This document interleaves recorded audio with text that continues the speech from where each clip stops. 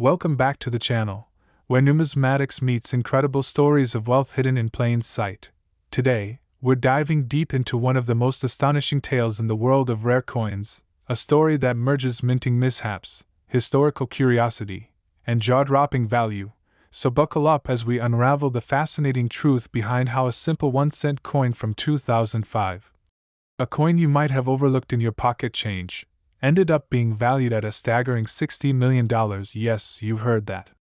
Right, $60 million.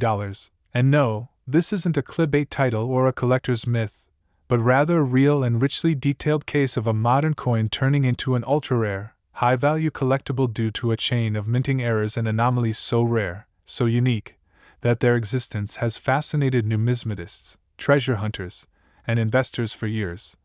So let's dive into the very core of what makes a 2005 penny potentially worth more than a mansion, a private jet, or even some luxury yachts, starting with the most fundamental part, the error itself, because in numismatics, an error isn't a flaw, it's gold, metaphorically speaking, and in this case, the 2005 penny that made headlines and sparked curiosity around the globe was not your everyday Lincoln cent. It bore a series of astonishing anomalies, ranging from dramatic die errors, double strikes, off-metal strikes, planchet mix-ups, and even extraordinary examples of mule errors where obverse and reverse dies from different coins were mistakenly used together, and each of these error types individually can add significant value to a coin.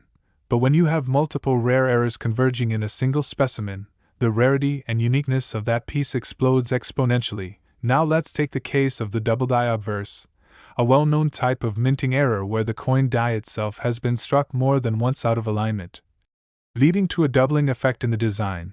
This is extremely desirable among collectors, especially when the doubling is visible in the date, the words "I in God we trust," "Liberty," and other legend details, and there are verified 2005 1-cent coins where the doubling is so dramatic, it can be seen clearly with the naked eye, not requiring magnification, making it an immediate standout even to casual observers.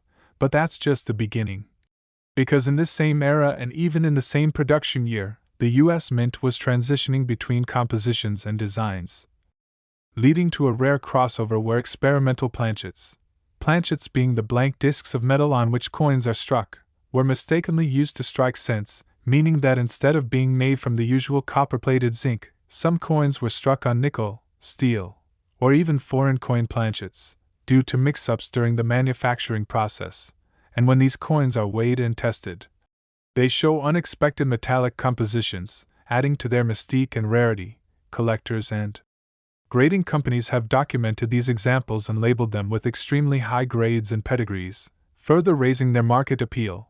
But what really propelled the value into the tens of millions is when multiple rare features coincided in a single coin, such as a double die obverse combined with an off-metal strike, or an off-center strike in conjunction with a mule pairing.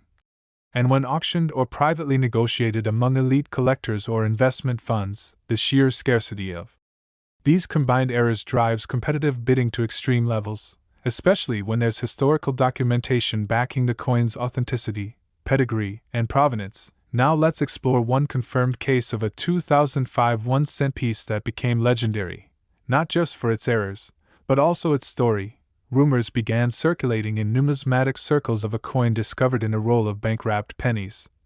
A coin that looked different at first glance due to its shine and unusual coloration, which turned out to be a result of an experimental alloy never intended for mass circulation. Further inspection revealed a misaligned die strike, where Lincoln's head was not centered, and the rim was incomplete on one side while the other bulged with excess metal, pointing to a die cap or die clash scenario, which happens when dies press together without a planchet between them, deforming the metal tools and causing all subsequent coins struck to bear distorted designs.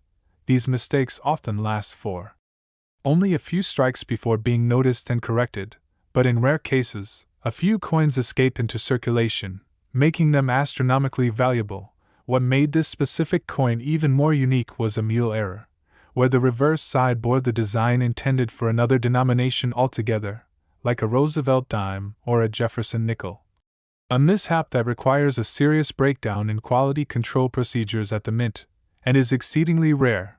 only a handful of authentic US mule errors exist, and each is worth a small fortune on its own. Now imagine this: the double die error, off metal strike, and mule reverse all on the same penny, backed by metallurgical testing and authenticated by top grading companies such as PCGS and NGC, given a mint state grade of MS67 or higher, encapsulated with error notes, and auctioned through a major house like Heritage Auctions or Stack's Bowers, where bidding wars between elite collectors and institutional buyers drive the final hammer price into the stratosphere.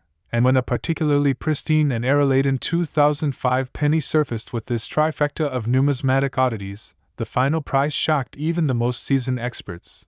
$60 million exchanged hands for a single 1-cent piece, not because of intrinsic metal value, but because of extreme rarity, condition, provenance, and the sheer uniqueness of the errors involved. And while that may sound implausible at first, consider the world of art and collectibles, where a painting or a baseball card sells for tens of millions based on condition and rarity alone. Coins operate on the same principles. Numismatic value is driven not by denomination but by history, anomaly, and demand, and when you factor in the finite number of such coins in existence, sometimes only one known specimen, it becomes clear why investors and collectors are willing to pay extraordinary sums for ownership. And the story of that $60 million penny doesn't end with the sale. It sparked a renaissance in penny hunting, a wave of everyday individuals combing through change, coin rolls, and old jars looking for that one hidden gem, inspired by the possibility that their loose change might contain a millionaire-making coin.